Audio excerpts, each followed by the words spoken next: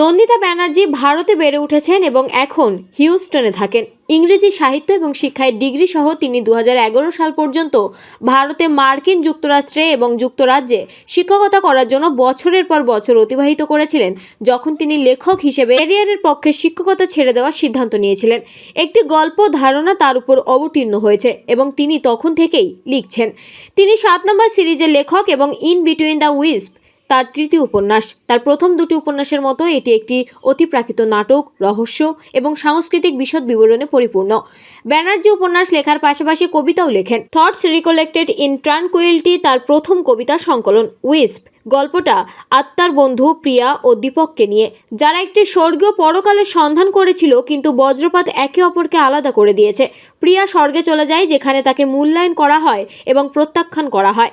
যাই হোক, স্বর্গের আভা তার উপর ঘষে যায় এবং সে অশান্ত আকাশে ফিরে আসে, একটি কমলা রঙের কুসুম। এরপর প্রিয়া তার সন্তানদের কাছে তাদের সাথে থাকতে গিয়েছিল, কিন্তু তারা নিজেরাই তাদের জীবনের তাড়াহুড়োতে বিচ্ছিন্ন হয়ে পড়েছিল, যেখানে তার মেয়ে সোনিয়া পারিবারিক ট্র্যাজেডির জন্য নিজেকে দায়ী করেছিলেন। সে আত্মবিশ্বাস ছাড়া কিছু করতে পারে না, কিন্তু তার প্রেমিক পল সাহায্য করার চেষ্টা করে, কিন্তু সে একটি আবেগপূর্ণ অনুভূতি নিয়ে রেন্ডির কাছে ছুটে যায়, যার বিরুদ্ধে একটি কঠোর সতর্কতা ছিল। অন্যদিকে নিকিতার সঙ্গে বাগদান ভেঙে যাওয়ায় প্রিয়ার ছেলে সানির মন খারাপ। এই বইটা এই বইটা একটা সুপারন্যাচারাল ড্রামা। এই বইটার মধ্যে শুধু সুপারন্যাচারাল নেই, এর মধ্যে আছে mystery, suspense, romance, culture, travel, black magic, আরও অনেক অনেক কিছু। আপনারা আর কি জানতে চাই আমাকে বলুন। হঠাৎ এই বইটার দিকে লেখা এরকম একটা চিন্তা ভাবনা যে ব্ল্যাক ম্যাজিক বা রোম্যান্স সমস্ত কিছু নিয়ে একটা মিক্সচার, তো এটা এরকম একটা চিন্তা ভাবনা কেন? আচ্ছা, এটা একটা আগে কথা আপনাকে বলে দিই। এই বইটা অ্যাকচুয়ালি এই সিরিজটা নাম্বার ইন বিটুইন সিরিজটা, এটা আমার একটা নতুন সিরিজ। আমার প্রথম সিরিজটা হচ্ছে নাম্বার 7। আমার জিনিসটা শুরু হয় নাম্বার 7 দিয়ে, আর এইটা যে হলো এটা একটা অলৌকিকভাবে আমার কাছে ব্যাপারটা এসছে। আগে আমরা ইংল্যান্ডে থাকতাম, ওখানে আমি টিচার ছিলাম। আমার হাজব্যান্ডের জবের জন্যে আমরা আমেরিকাতে আসি। তখন আমি টিচার ছিলাম এবং আমি জানি যে ওইটাই আমার লাইন। যখন কিন্তু আবার আসবো আমেরিকায়, আবার সেখানে একটা নতুন ডিগ্রি করতে হবে, এইরকম ভাবছি। ওখানে পৌঁছে এয়ারপোর্টেও আমার কিন্তু কিছু একবারও মনে হয়নি কোনো বই লিখি, বা কোনো দিন আমি বই লিখিনি, যদি আমি ইংলিশ লিটারেচারের ছাত্রী। পরের দিন সকালবেলা আমার হাজব্যান্ড ওনার কলিগদের মিট করতে গেছে, উনি তো কাজের জন্যই এসছেন, ছেলেমেয়েরা জেটল্যাগড হয়ে শুয়ে আছে। আমি কফি বানিয়ে পায়ের ওপর পা তুলে বসে কফিটা মুখে চুমুক দেবো কি না, বুঝলেন? দিনটা এত নর্মাল, ভাবনাটাই একটা অস্বাভাবিক। হঠাৎ আমি চোখের সামনে দেখছি প্রিয়া, রাভি, তাদের মাথা থেকে পা অবধি সমস্ত দেখতে পাচ্ছি, তারা নিজেদের সঙ্গে ইন্টারঅ্যাক্ট করছে, প্লট সাবপ্লট চোখের সামনে দিয়ে ভেসে ভেসে চলে যাচ্ছে। আমি তখন আমাদের হোটেলে যে নাইট স্ট্যান্ড ছিল সেখানে নোটপ্যাডে আমি লিখতে আরম্ভ করেছি। প্রথম নোটপ্যাডটা শেষ হয়ে গেছে, সেকেন্ড নোটপ্যাডটা শেষ হয়ে গেছে। কোথায় লিখবো? আমাদের সমস্ত জিনিস তো অ্যাটলান্টিকের ওপর কন্টেনার দিয়ে ভেসে ভেসে আসছে, 6 সপ্তাহ লাগবে পৌঁছতে। সেদিন দুপুরে যখন বাড়িতে পৌঁছই, আমাদের নতুন বাড়িতে, তখন সেখানে ফার্নিচার নেই। আমি একটা ইলেকট্রনিক নোটবুক নিয়ে গেছিলাম। সেখানে বসে আমি মাটিতে বসে কন্টেনার আস্তে আস্তে প্রথম 80 পাতা লিখে ফেলি এই বইটার। তারপরে ওই বইটা লিখলাম, সবটাই যেন আমার কাছে না একটা হোল প্যাকেজ হিসেবে এসে গেছে। শুরুটা কীরম হবে, শেষটা কীরম হবে। হ্যাঁ, আমি বলছি যেরমভাবে এসছে হয়তো আমি 1000টা কথা লিখতে পারি। বইটার মধ্যে এটা 87,000 ওয়ার্ডস আছে, ওটাতেও 87,000 ওয়ার্ডস আছে। কিন্তু তবুও ব্যাপারটা আমার মাথার মধ্যে পুরো অ্যাজ আ হোল প্যাকেজ এসে গেছে। সুতরাং আমি জাস্ট চ্যাপ্টার একটু বসিয়ে 20টা কথা করে 57টা চ্যাপ্টারে বসিয়ে ওটাকে ডেভেলপ করেছি। আর এটা হচ্ছে ও স্পিন অফ, তাই জন্য ব্যাপারটা আমার ওর মধ্যেই ফাউন্ডেশনটা হয়ে গেছিলো। এটা অবশ্য বেসড অন খানিকটা ইন্সপায়ার্ড বাই এলিয়টস ওয়েস্টল্যান্ড। এই বইগুলো না একটা হতাশার নোটে শেষ হচ্ছে, আর এইটা আমি আবার ভীষণ অপটিমিস্ট, আমি আবার হতাশা একদম পছন্দ করি না।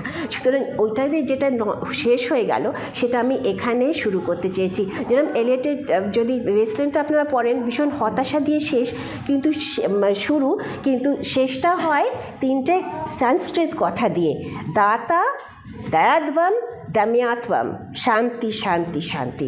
ওই শান্তিটাই আমার এর যে নেক্সট সিকুয়েলটা, এটাও 2 বুক সিরিজ, সেখানে শান্তি এসে যাবে। এইখানে যে অশান্তি শুরু হয়েছে ভীষণ হ্যাপিনেস দিয়ে, অশান্তি হতাশা দিয়ে শেষ হয়েছে, এটা হতাশা দিয়ে শেষ হয়েছে এবং শান্তি শান্তি শান্তি দিয়ে শেষ হবে।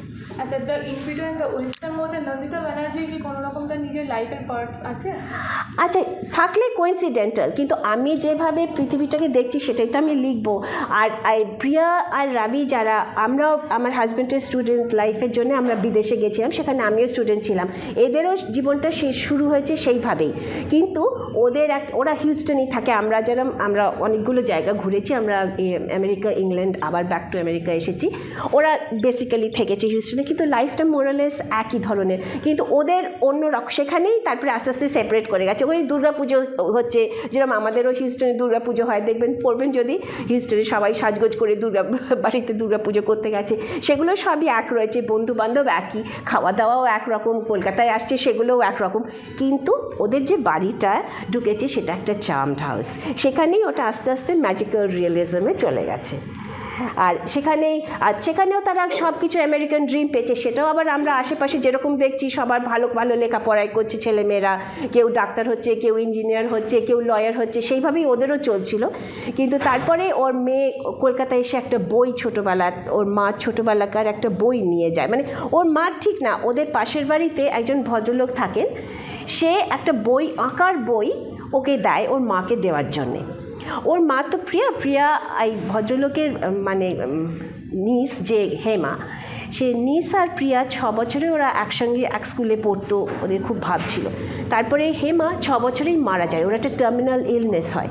তো যখন ও মারা যাওয়ার আগে ও না এই আঁকার খাতাটায় আঁকতো অনেক কিছু, আঁকতো কি ও বলতো যে ওর যে যারা মারা গেছে, দাদু ঠাকুমা, ওর বাবা, তারা না ওকে ঘিরে ঘিরে দেখছে, ওর সঙ্গে টাইম স্পেন্ড করছে রাত্রিরে। ও তো খুব একাকিত্ব হয়ে গেছিলো, যেরকম ও কারোর সঙ্গে মিশতে পারতো না ওর টার্মিনাল ইলনেসের জন্য, তারা এসে ওকে কোম্পানি দিত রাত্রিরে, যখন ওর ঘুম আসতো না ওকে কোলে নিয়ে ঘুরতো। কিন্তু ওই ছবিগুলোতে না তারা যেন খুব রোবাস্ট, মুখে মানে জীবন্ত এবং স্বাস্থ্যের প্রতিমূর্তি হয়ে যাচ্ছে, আর সত্যিও হচ্ছিল, কারণ আস্তে আস্তে ও মারা গেল। তো ছবিগুলো দেখে তো প্রিয়ার সঙ্গে সঙ্গে চিনতে পারলো, যদিও এটা 44 ইয়ার্স আগেকার কথা, কিন্তু এই যে পাতাগুলো উল্টাচ্ছে না, এই ছবিগুলো চারকোল দিয়ে এঁকেছিল হেমা।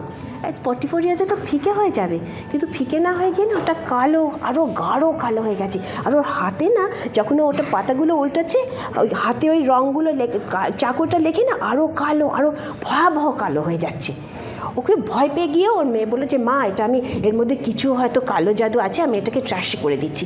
ও ট্রাশে করে দিল, কিন্তু রাতের বেলা প্রিয়ার একটা কি মনে হলো, হেমাকে তো আমি ভালোবাসতাম, আমি বাড়িতে নিয়ে আসি। ও ঘরের মধ্যে এসে খাটের নিচে রাখলো, যেই না খাটের নিচে রাখলো, মাটিটা ক্র্যাক হয়ে বইটা ডিসঅ্যাপিয়ার করে গেল। সেদিন থেকে ওদের জীবন নষ্ট হয়ে যেতে লাগলো, ওদের যে জীবনের চার্ম লাইফ সব কিছু পেয়েছিল, সেখান থেকে নামতে নামতে নামতে নামতে নামতে নামতে দ্য ডেটে ওদের জীবনটা একদম হতাশা হয়ে গেল। এইখানে সেখানেই ওর এন্ডটা এখানেই শুরু হচ্ছে, যে হতাশা দিয়ে শুরু নিয়ে তারপরে আস্তে আস্তে কী করে জিনিসটা আরও পজিটিভের দিকে যাচ্ছে। আর এটা কোথায় পাওয়া যাবে?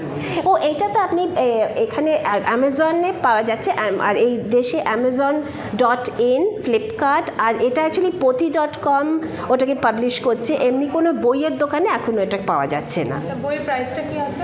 এই বইয়ের প্রাইসটা এখানে আছে, আমি আমাদের ওখানের প্রাইসটা আমি জানি, এখানে বোধহয় 400 হবে, আমি এক্স্যাক্ট প্রাইসটা কত, আর ওইখানে কত? ওখানে হচ্ছে $12.99, এই বই $12.99। এখানে বোধহয় এক্স্যাক্ট প্রাইসটা তো আমি জানি না, মানে আমি। আচ্ছা, আপনার নামটা আর আপনার রেজিগনেশন? হ্যাঁ, আপনার নাম আর রেজিগনেশন? আচ্ছা, আমার নামটা হচ্ছে নন্দিতা ব্যানার্জি, আমি রাইটার, আর আমি আছি হিউস্টনে 12 বছর আছি, আমার 4টে বই পাবলিশ হয়েছে, আমি মনের আনন্দে লিখি।